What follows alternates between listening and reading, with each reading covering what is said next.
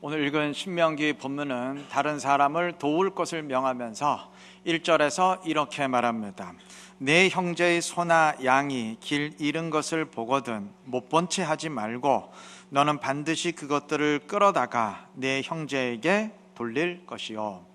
이어서 3절은 소나 양 같은 가축뿐만 아니라 다른 물건의 경우도 그렇게 할 것을 명하는데, 하나님의 백성들이 지켜야 될 것은 두 가지입니다. 첫째, 길 잃은 가축이나 물건 등을 발견했을 때 이게 내 것인 양 취해선 안 돼요.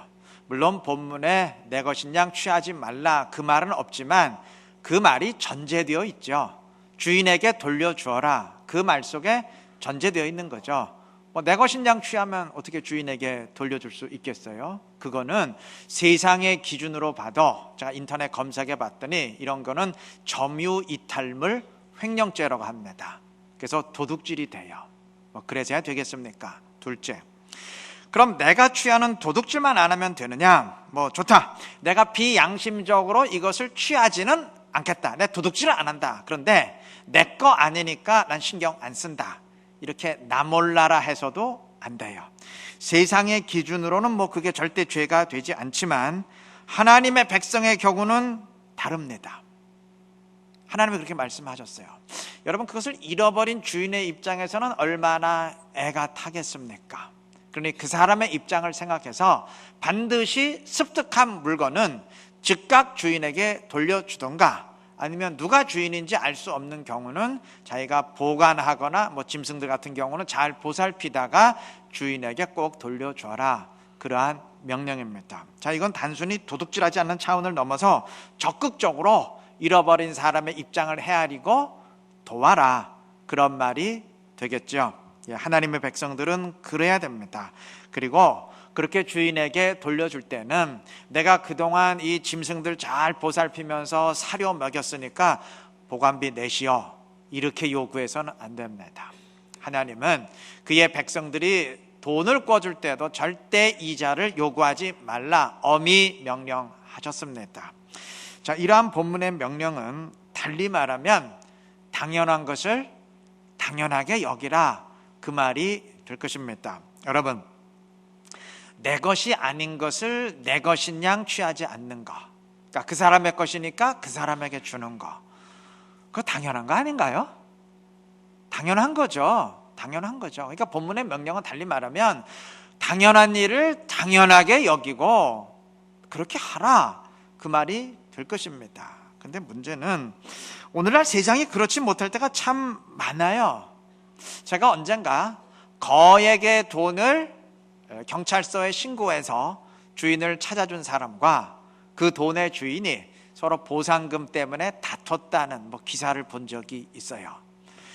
아마 현행 법상으론 돈을 찾아준 사람은 그 찾아준 돈의 액수의 5%에서 20%를 보상금으로 받게 되어 있는 모양이에요. 그러니까 수억 원의 돈을 찾아준 사람은 내심 수천만 원의 보상금을 기대했는데 그 돈의 주인은 그 돈 다 주기가 좀 아까웠던 모양입니다.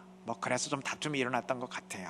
여러분, 남의 돈이면 그 사람에게 주는 게 당연한 일이지, 이 가운데 10%는 내 것이다, 20%는 내 것이다, 내놔라 주장하는 게 그게 옳은 일인가요?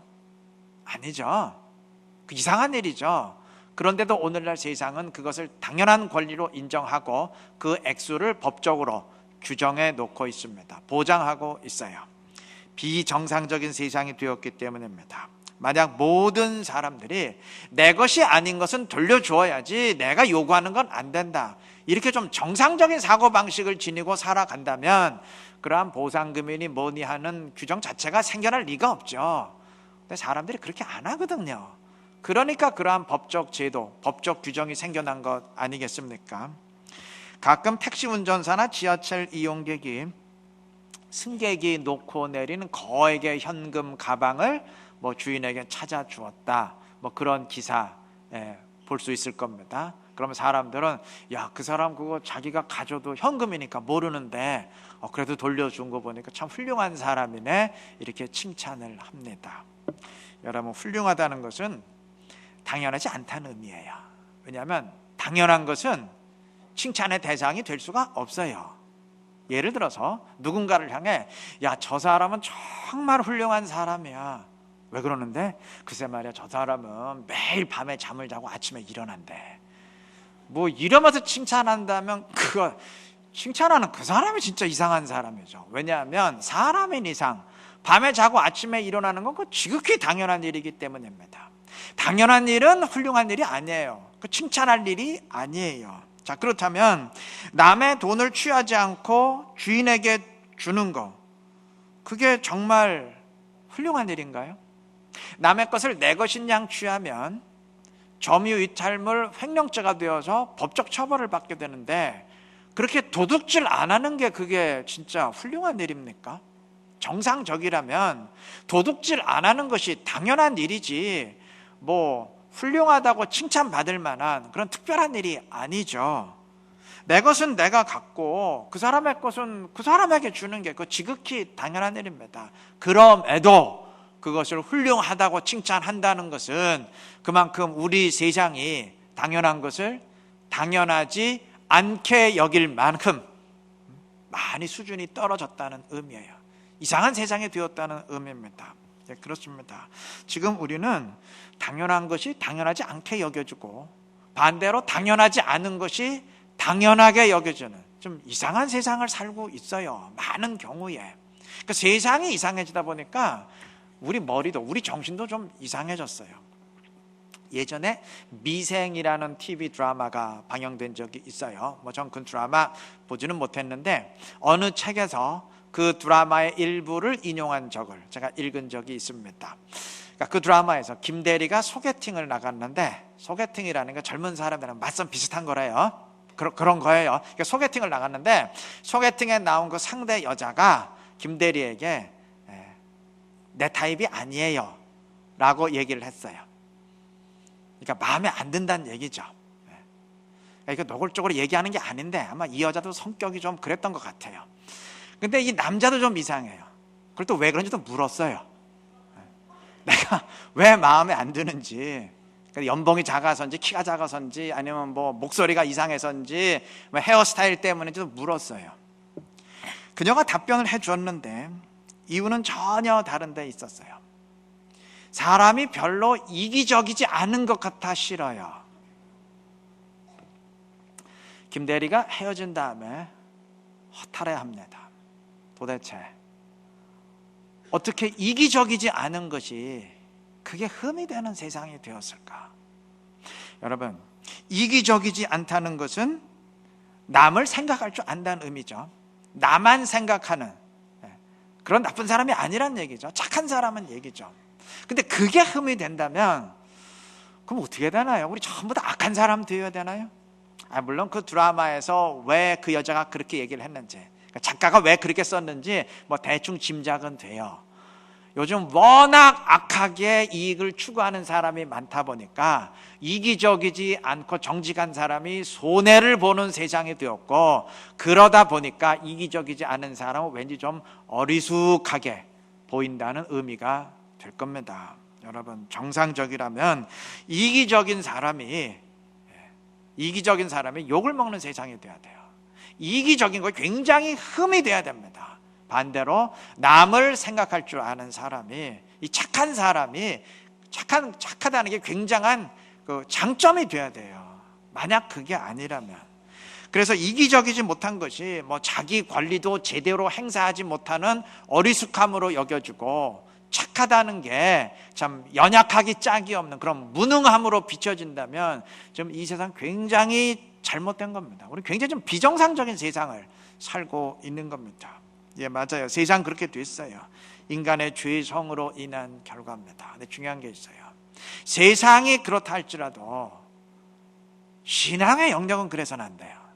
근데 문제는 오늘 예수 믿는 사람들도 이 신앙의 영역에서 당연한 것이 당연하지 않게 여겨지는 좀 이상한 현실을 만들어가고 있다는 점입니다. 세상의 현실이 교회의 영역, 신앙의 영역까지 들어와서 활개치도록 그렇게 만들어가고 있다는 사실입니다. 피조물인 인간이 하나님을 섬기며 순종하는 건 그 지극히 당연한 일입니다. 그걸 뭘 특별한 일이라 여기면서 인정받으려 한다면 그거 정말 이상한 일이에요. 주님의 것을 주님께 돌리는 건 지극한 당연한 일이에요. 근데 그거를 특별한 일로 여기면서 내가 이 정도 했다 자부하려 한다면 그건 정말 이상한 일입니다. 그런데 그러한 이상한 일이 당연하게 여겨질 때가 많아요. 우리가 그렇게 만들어 왔기 때문입니다. 매주 금요일 오전에 저하고 이제 전임 교육자들이 이제 교회 주변에서 전도를 합니다. 그런데 이제 사람들과 대화를 하다 보면 이제 목사인 것을 알고 교인이 아닌 사람들은 뭐 그러려니 하고 생각하는데 다른 교회 교인인 경우는 놀래요. 야, 이 교회는 목사가 직접 전도를 하네. 놀랍니다. 여러분, 근데 이게 놀랄 일인가요? 아니, 목사나 전도사가 전도하는 게 그 당연한 일 아닌가요? 만약에 그 반대라면 정말 놀라야 되지 않겠습니까? 목사나 전도사가 전도 안 한다 그러면 그게 진짜 놀랄 일 아니겠어요? 그렇지 않나요? 근데 좀 이상한 현실이 됐어요.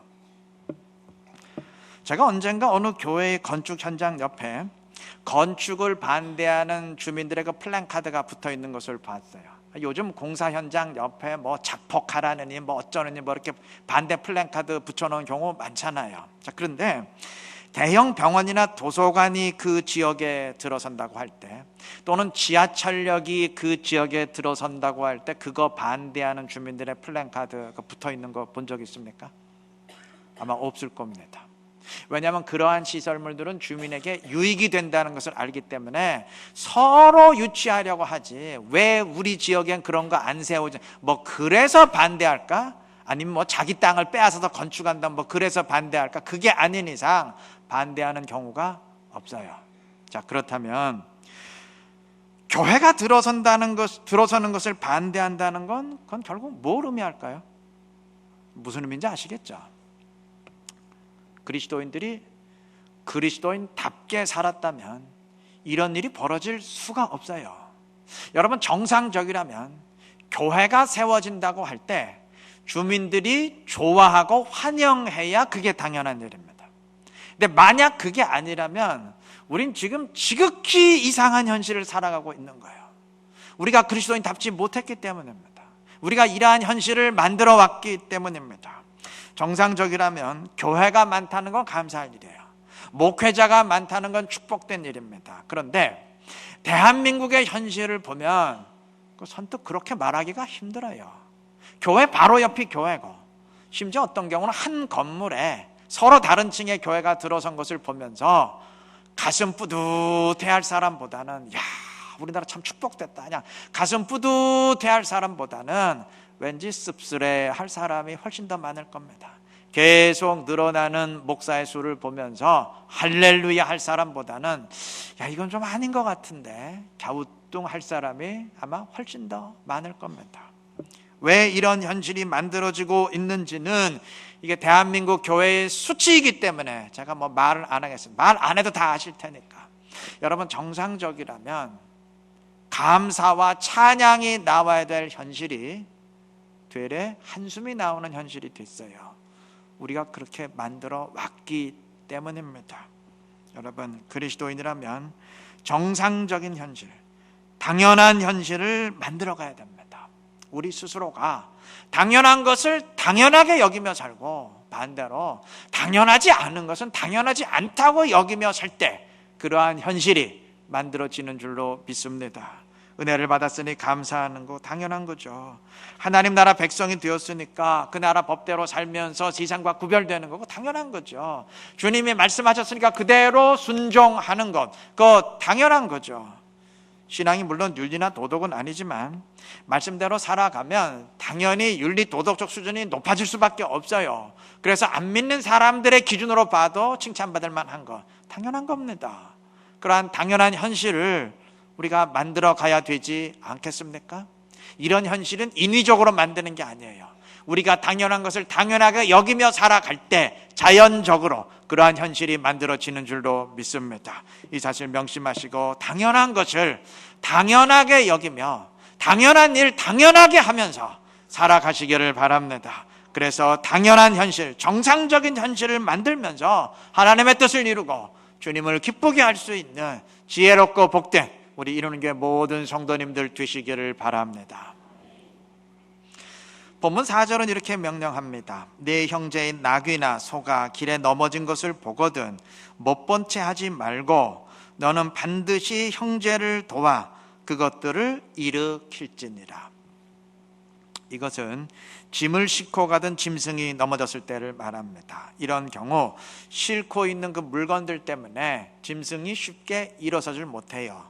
주인이 어떻게 하든지 일으켜 세우려고 안간힘을 쓰는데 뜻대로 되지 않아요. 이게 얼마나 난감한 상황입니까? 이럴 때 못 본 채 하지 말고 도와주라, 그런 명령입니다. 오늘 말씀의 제목이 못 본 채 금지령이에요. 오늘 본문에서 주님은 두 번 1절과 4절에서 못 본 척 하지 마라, 못 본 채 금지령을 내렸습니다. 예, 맞습니다. 못 본 척 넘어가선 안 됩니다. 물론 오늘날은 대부분 차로 짐을 옮기기 때문에 뭐 이런 상황이 벌어질 일은 거의 없죠. 오늘 서울 시내에서 뭐 소 달구지로 짐 옮기는 경우, 이삿짐 옮기는 경우는 거의 없잖아요. 아니, 전혀 없잖아요. 그래서 문자적으로는 우리와 상관이 없지만, 그러나 이 말씀은 좀 포괄적인 의미에서 남의 어려운 상황을 못 본 채 넘어가지 말고 도우라, 이웃 사랑을 실천하라, 그러한 의미로 우리 모두에게 적용이 될 것입니다. 당연히 그래야 되겠죠.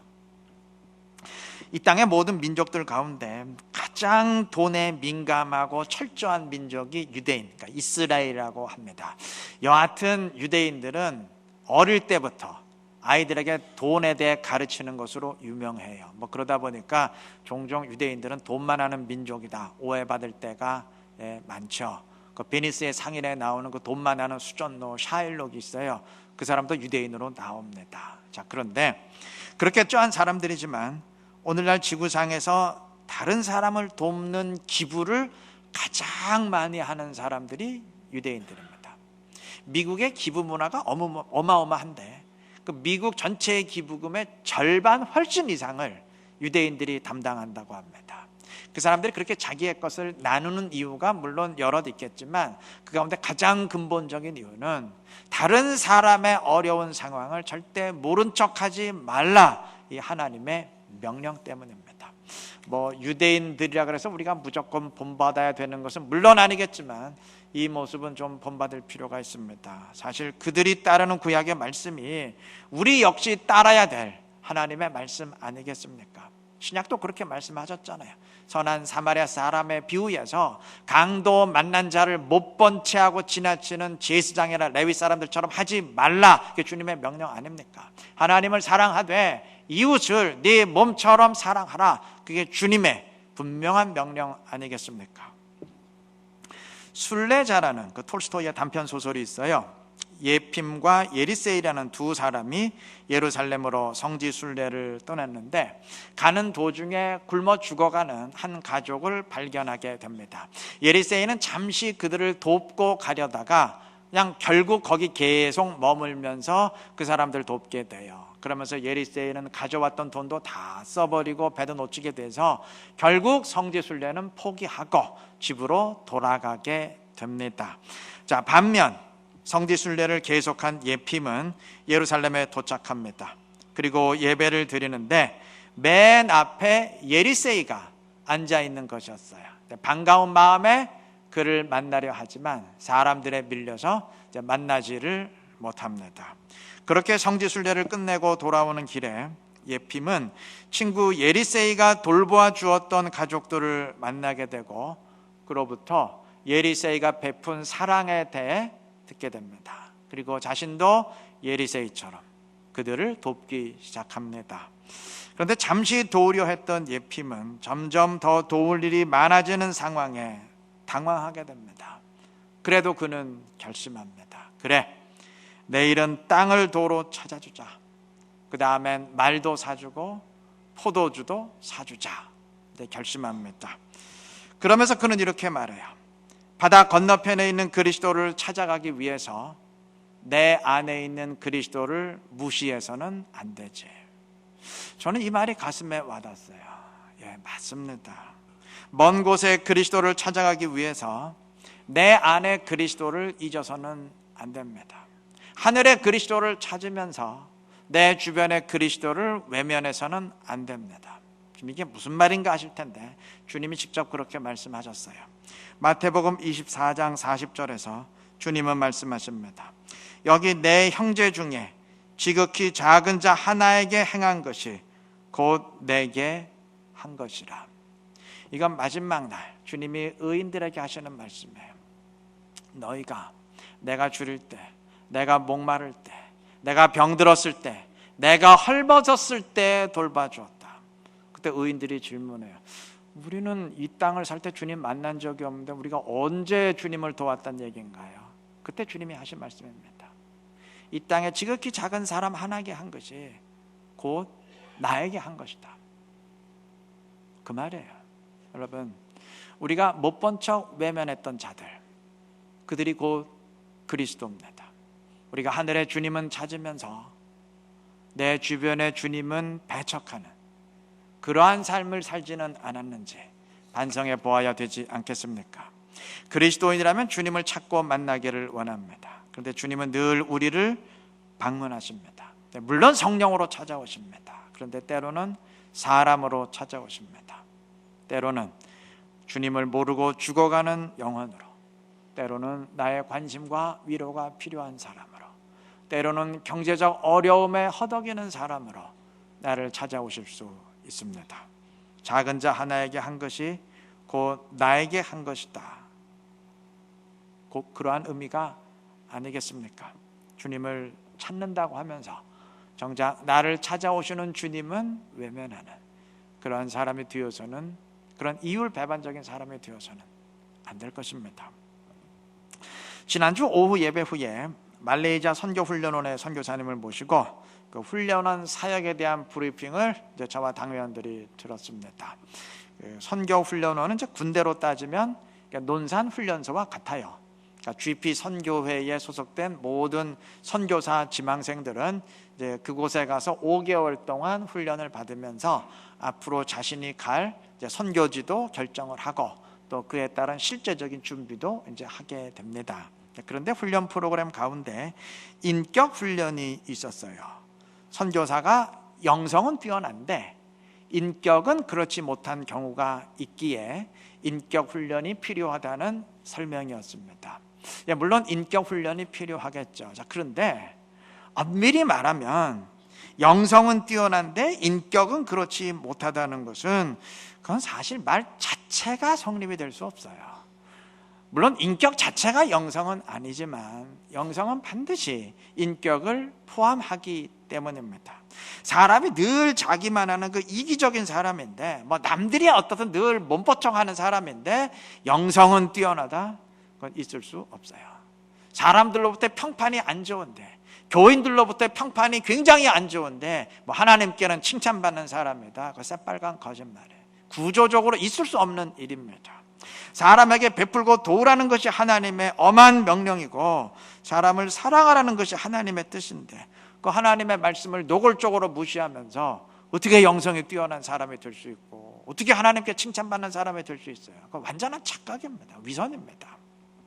우리는 영성과 인격을 분리할 때가 많아요. 신앙과 인격, 신앙과 품격을 분리할 때가 많은데 분리될 수 없습니다. 하나입니다. 하나. 영성은 반드시 인격으로 드러나게 돼 있습니다. 혹 오해를 받는다면 모를까? 그게 그 사람의 진모습이라면 그건 절대로 진정한 영성이라 할 수 없을 것입니다. 다른 사람의 어려움을 모른 채 하지 말라. 이 모른 채 금지령 꼭 기억하시기를 바랍니다. 나만 위하던 지극히 이기적인 모습 좀 벗어나서 다른 사람의 유익을 구할 수 있는, 뭐 재물이 있는 사람은 재물을 나눌 수 있으면 되고요. 나보다 좀 머리가 뛰어난 사람 그 머리 나누면 되고요. 좀 어떤 위로와 관심으로 나눌 수도 있고 어떤 형태로건 다른 사람도 생각할 줄 아는 주님의 뜻인 이상 그러한 사람 되시기를 바랍니다. 난 어떻게 하면 그렇게 할 수 있을까? 내가 나눌 수 있는 건 뭔가 좀 생각하시고 실행할 수 있는 우리 모두가 되시기를 바랍니다. 그래서 주님의 뜻을 순종하면서 주님을 기쁘게 하고 주님의 영광 더 충만히 드러낼 수 있는 우리 이루는 게 모든 성도님들 되시길 그리스도의 이름으로 축원합니다.